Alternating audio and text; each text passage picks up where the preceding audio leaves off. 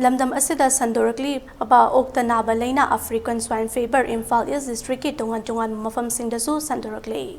Imphal East District ki Lamlai Police Station na konba kangu chingjin khulda handak African swine fever ge laichat ki case thengna kraba matung sekta wairi moirang kampu sajib na chingba mapham singdasu laichat asigi case thengna kre. Hariba mapham sing asida laingak na lokhat pa Jackson thorangi saruka moina hariba mapham sing asidagi kilometer amagi akoibada leiriba infected zone oina amadi kilometer taragi akoibagi mafam singbuna surveillance zone oina lauthokre. Hauzik lamdam asida African swine fever ge oirakliba fibam asiga mari lena Veterinary and Animal Husbandry Imphal East District ke Joint Director Dr. Arun Kumar Rajya asida okta sandokpa lena asina African swine fever na o kaya sirakliba asi yenglaga District Police District Administration amadi Veterinary Department ka kutsamnaduna lena asi laksina bakana honari. Masigi saruk amo ina kangu chingjin khulda epicenter oibana mafam adugi ok taraga mari rom hatkre amadi chingnaba mafam singda disinfectant chaibaga loinana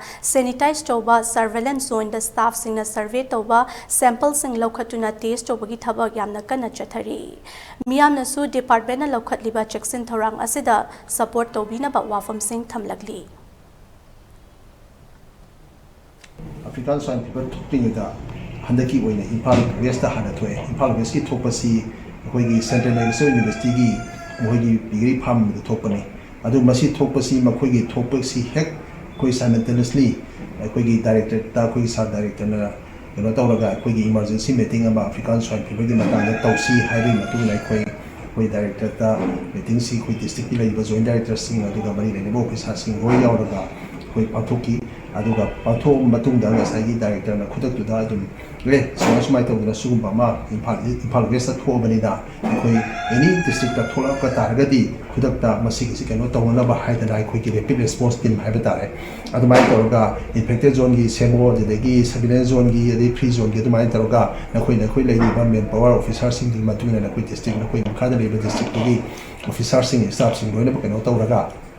adu semo haidana akhoi same aduna Imphal East akhoi Imphal East the same is infected zone kaniguma tholagadi haidana akhoi matamduda akhoi gi hosing asai aina su hapet panjagi ba kamba sinjida thokring gi mangoina na akhoi same manina infected zone da